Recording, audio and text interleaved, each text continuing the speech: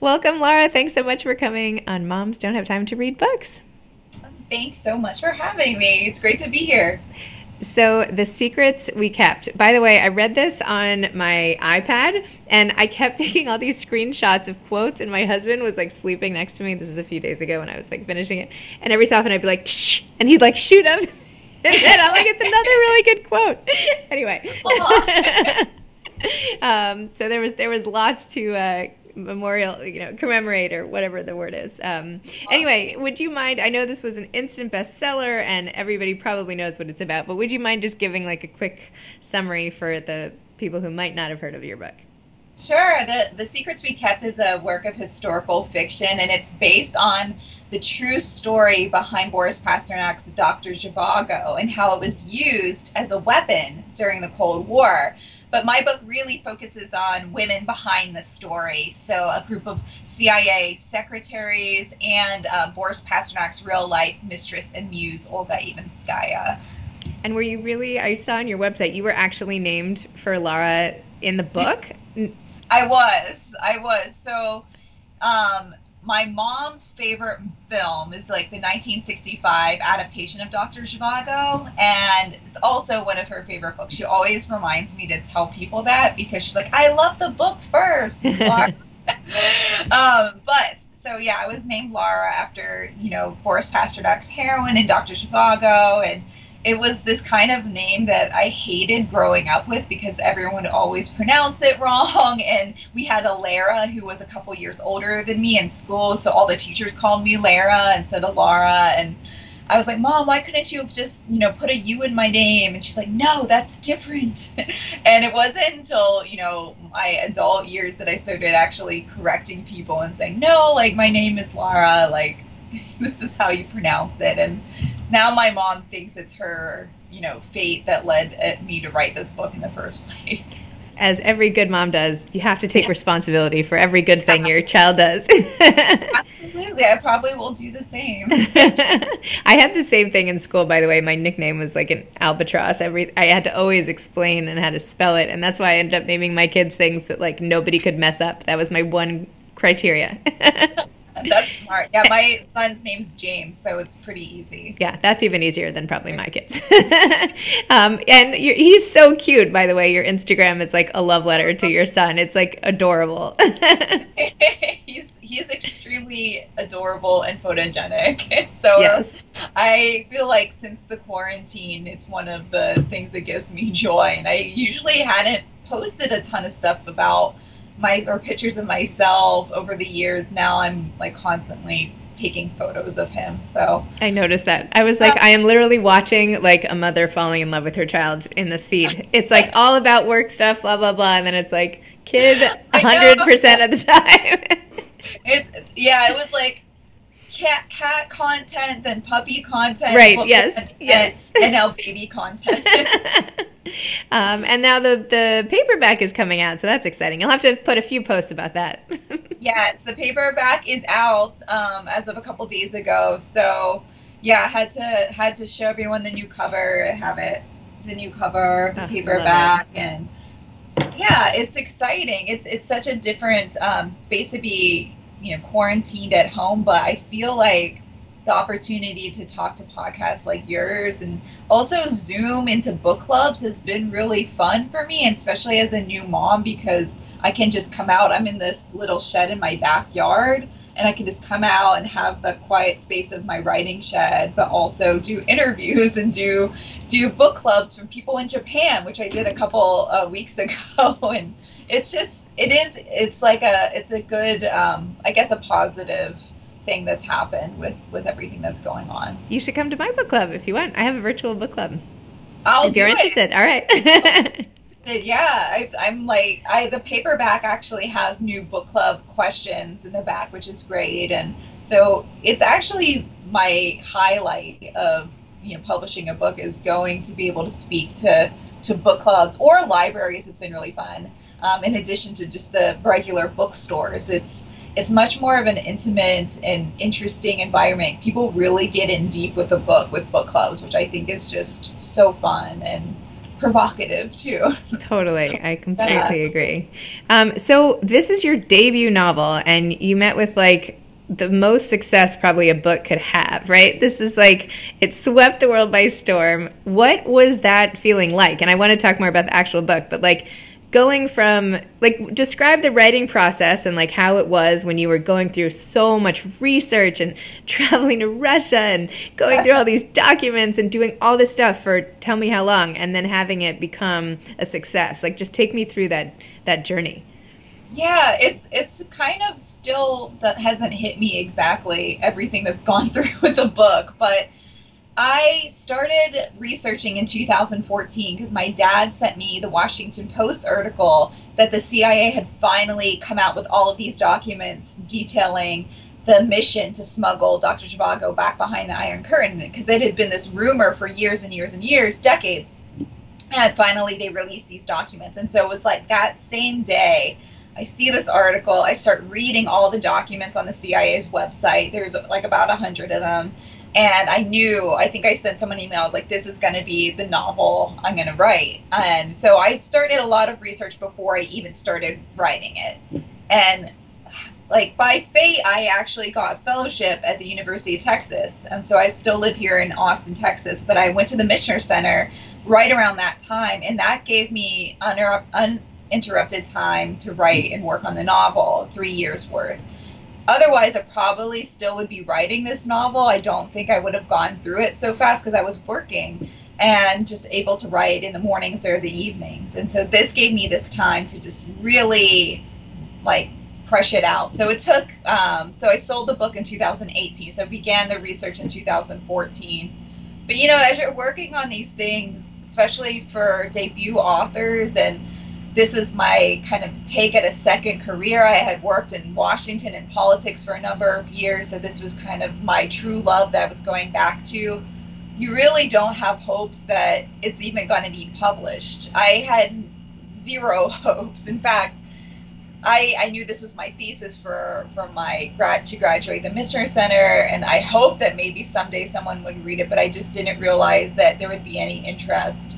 And I'd had some people, some agents and stuff say no one's really interested in Russia anymore. And so you go through that rejection as a writer. It's just part of, you know, what happens. So when it did sell and it sold so quickly and it went to auction, at the time I felt like I was in a haze, that I had no idea that anyone would be interested, let alone all these editors that I just dreamed to work with and now I was talking to on the phone. And it was really a whirlwind where I almost felt kind of sick or nauseous while it was happening. And I felt the same way when Reese had my book, posted about my book, because I just felt like this weird, like, is this happening? It feels very separate from my own life as a writer, just working by yourself in sweatpants for years and years, and all of a sudden it's out in the world. So it's still something I think I'm coming to terms with, as like the duality of the writer and then now your book's out and you're the author.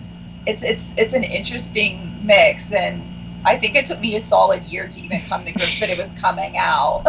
And then it, you know, is being published in 30 different languages and traveled all over the world for the fall tour. And, you know, a lot of my tour got canceled in the spring because of COVID. And so it's almost a much needed break right now to start working on a new book.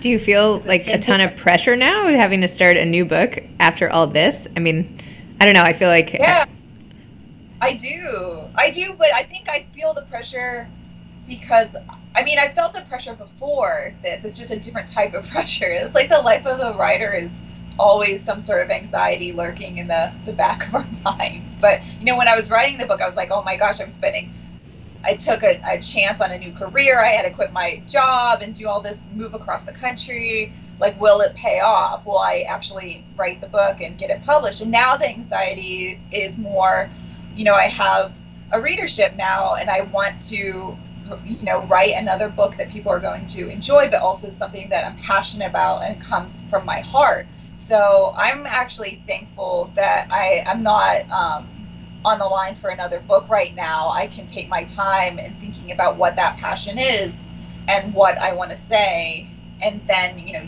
really, really work on it. But yeah, I guess there's always that little bit of pressure. You reach one milestone and there's always something else above you.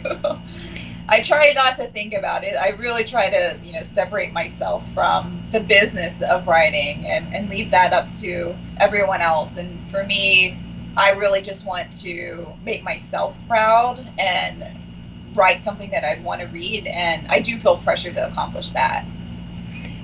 There was so much in your book, like the political prisoner aspect, and like just feeling like you could feel her skin wrinkling, and like what it felt like to be like starving and on that bed, and like, gosh, you just like so put me in that moment where I you know, obviously I haven't trudged through the snow and I haven't lived this type of life, and you just like, it was so immersive. It felt like I really was experiencing it. But then you also have like a love affair, and what happens when you love someone who's married to someone else, and like, how do you reconcile that? And even her relationship with her children, and like when she sent them into Moscow and stayed back, like that also is like breaking my heart. Like there's so many, and then the typist pool, and like what that's like, and the relationship with men and superiors at work, and they're like, you hit on like every theme imaginable. It's like, it's amazing, all the different experiences wrapped up in this one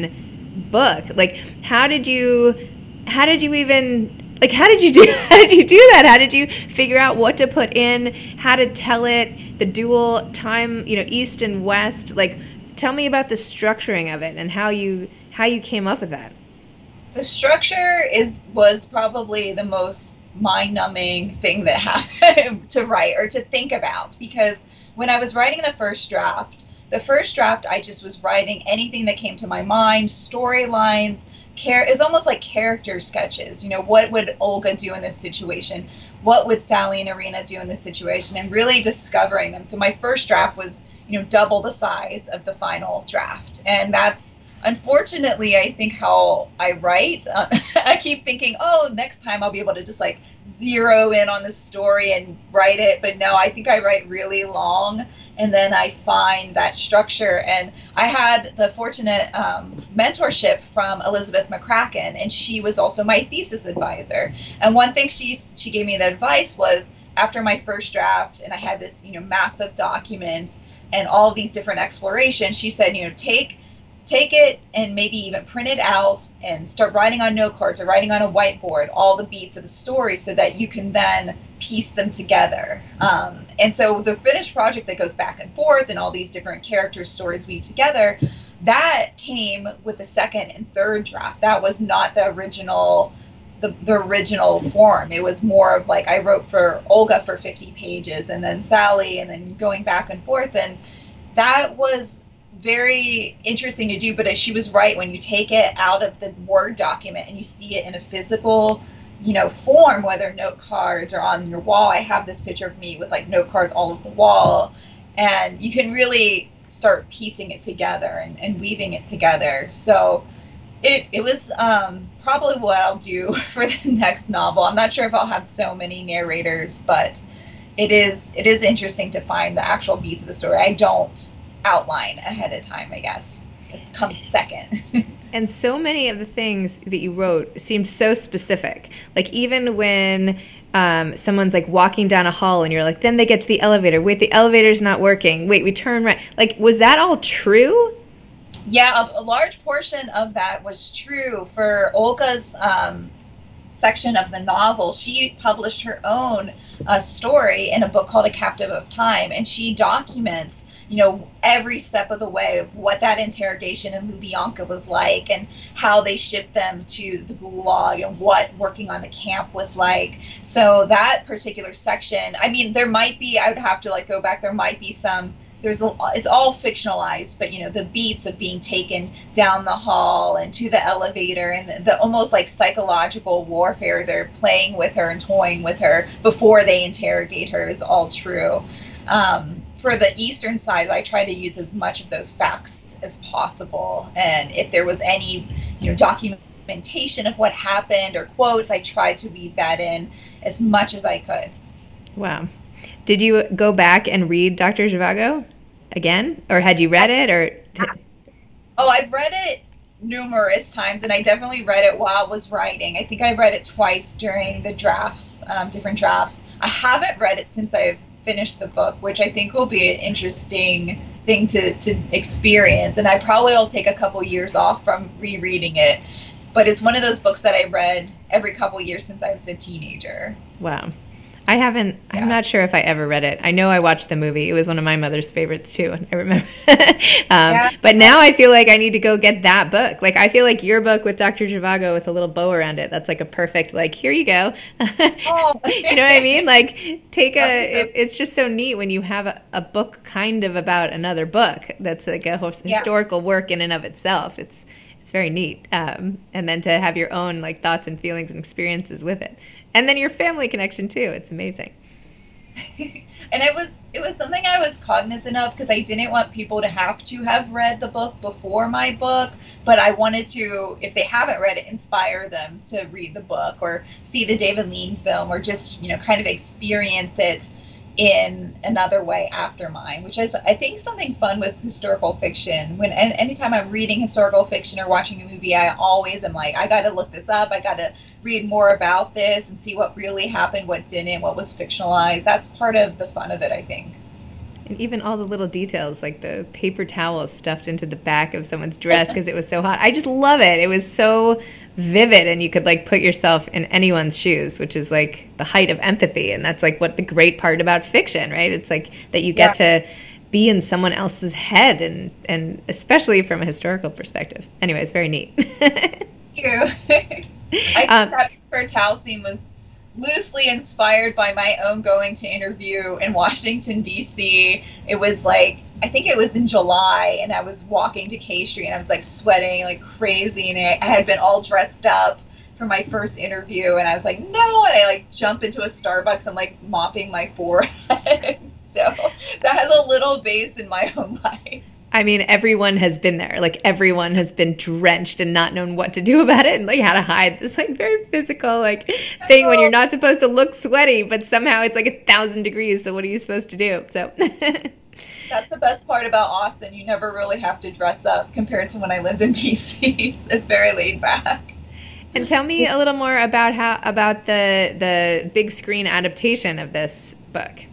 So right now they're looking to develop it for television, a limited series on television. And the latest I heard is the pilot script has been written or is being worked with right now. They have the screenwriter, and they're looking to build out a writing room to further look at the rest of the series. And they have a director, but I'm not sure if I can say who is who right now, but it's in the works for television, which is pretty cool, because it seems like the best novel adaptations, in my opinion, in the last few years have been with television. You have Little Fires Everywhere, you have Normal People, of course, Handmaid's, all of these different things that you can have so much more room to work with compared to film. But it's so funny. I feel like before, like, mini-series were not cool. Do you know, like, nobody wanted to watch a mini-series. That was like, I don't know, it reminds me of like PBS. But not to say there's anything wrong with PBS. It's just like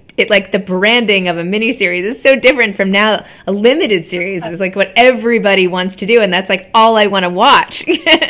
Absolutely. It's some sort. I don't know who rebranded it to limited series, but it sounds more maybe exclusive. Like, oh, I got to get it because it's limited, But yeah, it used to just be called miniseries. There'd be a miniseries adaptation. Now but the television has changed so much, where you have prestige television, and you can digest it all at once if you want to on different platforms. It's changed so much in the last 5 years alone. Do you feel like you have learned anything from some of your characters about relationships or love or anything? Like, what have you learned from that? Or maybe you haven't. I don't know. What do you think? Yeah, I think I am interested in different themes of loyalty and the different forms that love takes and how it changes and changes people over time. So even if love is one way from the beginning, what is it like, 10 years later, 20 years later? And especially with Olga, her falling in love with this very famous, powerful man, and how the relationship dynamics change throughout that, and the power shifts. And I think you learn how, love or relationships in general are never one way for the end of time. It's always evolving. And, I think that was something I was interested in exploring through both Olga, but also Sally and Irina's relationship, and how, certain, even if it's a brief relationship, can change the course of your life or change your direction. And that's something that, even now I have a 4.5-month-old, and I see this different version of myself and different version of my husband, and it brings us to a different level of the relationship, which it's just constantly changing. And that's, I think, something I've learned more than what I used to think. It has to be one way and it has to be perfect. It's not evolving. So especially through, I think, Olga's relationship, I see that a lot. I think you timed your baby perfectly, because having a child, especially your first child, requires like a complete stopping of regular life, and usually you have to take yourself out of the chaos. But now everybody's at home. It's like perfect. It must be perfect. That's what I was joking. Well, because my son is adopted, and so we did not know when this baby was going to come. And in fact, we thought it would be probably now or in the fall is what we were given as an estimate. But that did not happen. We got the call, and everything changed almost overnight. So this was in February, and then a couple weeks later, we were quarantined at home. But we were already been quarantined with this baby, and I think that's something that I feel that there is a lot of joy in just being at home with him and having maybe more entertainment that he's there and you have someone to take care of. And I couldn't go on tour. I'm just home, and it's been difficult because family hasn't been able to, and family and friends haven't been able to come and help and see, but at the same time it's been wonderful in that way. Wow, you can't go anywhere anyway, and I wouldn't be taking him anywhere in like 100-degree Austin heat right now anyway. So maybe to the backyard pool, but that's it. Yeah. Do you have any advice for aspiring authors? I think my biggest piece of advice is do not think that every sentence you write has to be perfect when you write it down. I think people who are aspiring to that level of perfection can achieve it, but you'll never get there because you're focused sentence word at a time, and it might deter you from the momentum that experimenting and making mistakes can give you. And so for me, I'm trying to remind myself of this right now when I'm working on this first draft of a new novel. I'll just say, keep going, get to the end. It's much easier to look at 300 pages that are full and fix those pages than the blank page. And just don't give up. It takes a long time, and you'll get there. Love it. Well, thank you, Lara. Thanks for coming on Moms Don't Have Time to Read Books, especially as a new mom. and thanks for taking me through the snow-filled gulag and all the rest, and hot Washington, D.C., and just making a totally transformative experience through your novel. It was really took me places, and I love that. So thank you. Thank you so much for having me. My pleasure. All right. Thank you. Bye.